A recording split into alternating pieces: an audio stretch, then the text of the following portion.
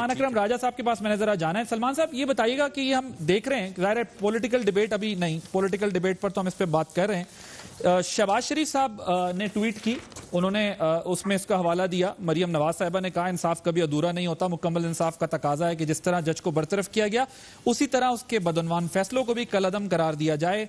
और भी उन्होंने इस पर ट्वीट्स की बात की। लेकिन पहले मुझे ये बताइएगा, ये लीगली इसको किस तरीके से अपने बेनिफिट में कन्वर्ट कर सकेंगे? ये तो सियासी नैरेटिव है ना, लीगली इनको क्या करना होगा? देखिए, एक बड़ा मुसल्लम कानूनी उसूल है कि जो ट्रायल है, जो मुकदमा है अदालत के सामने, वो न सिर्फ ये कि शफाफ हो, शफाफ नजर भी आए। Justice should not only be done but should be seen to have been done. अब यहाँ एक मशकूक किरदार के जज ने एक ट्रायल मुनक्किद की, उसके किरदार के हवाले से अब अदालत आलिया ने अपना एक इंतजामी फैसला दे दिया है, उसको बरतरफ कर दिया है। अब ऐसे में क्या वो तमाम कार्रवाई, तमाम ट्रायल जो उसके सामने हुई, वो कायम रह सकती है? क्या हम उस ट्रायल को एक शफाफ ट्रायल करार दे सकते हैं जबकि उसको मुनक्किद करने वाला शख्स जो है वो बदउनवान करार पाया है? अब ये एक मेरी नजर में अहम सवाल है। और अगर हम बाकी दुनिया पे नजर डालें तो ट्रायल जो है उसको एक इंतहाई मुकद्दस एक अमल समझा जाता है। आपके सामने अमेरिकन सुप्रीम कोर्ट के ऐसे फैसले आएंगे जहां दौरान ट्रायल जज ने कोई रिमार्क पास कर दिए एक्यूज्ड के बारे में, मुलजिम के बारे में, और सुप्रीम कोर्ट ने उस तमाम ट्रायल को क्वाश किया ये कह के कि हम किसी और चीज को नहीं देखेंगे कि उसने फैसला अच्छा लिखा, शहादत गवाही को कैसे परखा, नहीं परखा, क्योंकि उसका जो अंदाज था वो एक तरह से बायस था, उसमें तमस्खुर का अंसर था, वो एक्यूज्ड का, मुलजिम का मजाक उड़ा रहा था, या एक समा उस ट्रायल के इर्द गिर्द ऐसा पैदा हो गया था जो तज़ीक आमेज था, लिहाजा उस ट्रायल को हम कलअदम करार देते हैं। अगर इन उसूलों को के तनाजुर में कलामी की माजरत चाहता हूँ सलमान अकरम राजा साहब, आप ज़ाहिर माहिर कानून हैं और मैं तो कानून का कोई स्टूडेंट भी नहीं हूँ, लेकिन अगर इसको बुनियाद बनाया गया तो उस हिसाब से तो पाकिस्तान में आपको 70% 80% केसेस उड़ाने पड़ जाएंगे, क्योंकि ऐसे रिमार्क्स आपको देखने को मिलते हैं जिससे तासुर कुछ और जाता है।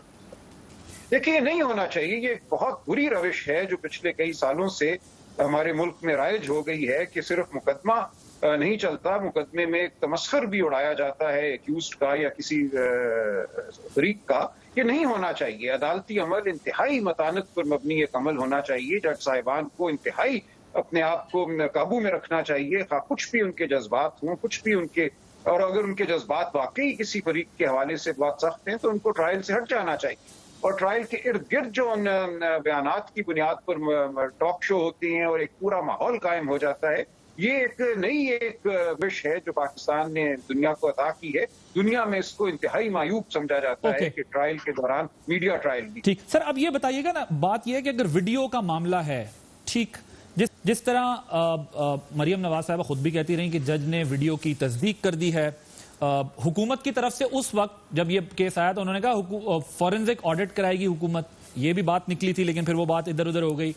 अब सवाल ये पैदा होता है कि सिर्फ और सिर्फ ये जो शहबाज शरीफ साहब का भी मैं आपके सामने रखता हूं, उन्होंने कहा कि पाकिस्तान मुस्लिम लीग नून के सदर कायदे हिज़्ब इख्तिलाफ शहबाज शरीफ साहब जो है, उन्होंने कहा कि अरशद मलिक की बरतरफी के लाहौर हाई कोर्ट के 7 जज साहिबान के फैसले पर इज़हार तशक्कुर और अल्लाह ताला के हुजूर सरबसुजूद हो कि उसने मुल्क व कौम की मुखलिसाना खिदमत करने वाले मोहम्मद नवाज शरीफ की बेगुनाही को साबित कर दिया।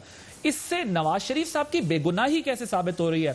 जज साहब के कंडक्ट के ऊपर तो बात हो रही है, लेकिन उनकी बेगुनाही साबित करने के लिए तो कोई लीगल फोरम होगा ना। ये जाएंगे, वीडियो को चैलेंज करेंगे, उसके बाद तो वो गए नहीं, परसू किया नहीं वीडियो को। सलमान साहब का शायद कनेक्शन वो डिस्कनेक्ट हो गए। सलमान साहब, आपको मेरा सवाल आप तक पहुंचा था? जी, आवाज आ रही है। तो ये शहबाज शरीफ साहब कह रहे हैं कि नवाज शरीफ की बेगुनाही को साबित कर दिया है इस सारे प्रोसेस ने, तो उनकी बेगुनाही कैसे साबित हुई है इस सारे प्रोसेस के अंदर? ये तो जज के कंडक्ट के ऊपर सारा मामला हुआ है और बरतरफी हुई है। देखिए, मैं आपका सवाल ठीक नहीं सुन सका, लेकिन जो मुझे बात समझ आई है वो यूं है कि ये फैसला अगर कलअदम करार होता है तो इस वक्त जो है, जो भी मुलजिम था जिसको गया इस फैसले के तहत, वो बरी हो जाता है, उसके ऊपर कोई फैसला उसके हवाले से बाकी नहीं रहता। अब आइंदा दोबारा क्या कोई ट्रायल मुनक्किद होगी, रीट्रायल होगी, उसके बाद अगर वो सजावार करार पाता है तो फिर हम कहेंगे कि वो शख्स अब महज मुल्जिम नहीं मुजरिम है। तब तक उसको बेगुनाह ही समझा जाएगा। उस हवाले से देखा जाए तो इस आज के अदालती फैसले की बुनियाद पर अगर इस ट्रायल को मिस ट्रायल डिक्लेयर किया जाता है और कलअदम करार दिया जाता है तो फिर जाहिर है कि बरियत हो जाएगी मियां नवाज शरीफ की और एक नई ट्रायल जो है वो मुनक्किद करना पड़ेगी। बट इसका फैसला तो कोर्ट ने करना है ना जी? जी बिल्कुल, कोर्ट ने करना है। जहां अपील इस वक्त पेंडिंग है और सुनी जा रही है, उस अपीलेट कोर्ट ने फैसला। और इस्लामाबाद हाई कोर्ट को ये इख्तियार है कि वो जो है वो कर दे। जी बिल्कुल, इन तमाम मामलात। लेकिन रीट्रायल होगा ना, फिर भी रीट्रायल होगा, उससे बेगुनाही या केस खत्म तो नहीं हो जाता ना? देखिए, जब तक रीट्रायल होकर दोबारा कोई कन्विक्शन, अगर कन्विक्शन आती है वो नहीं आती, तो उस वक्त तक तो उस शख्स को बेगुनाह समझा जाएगा ना। हम मुल्जिम उस पीरियड को, ठीक, राइट सर। मैं जरा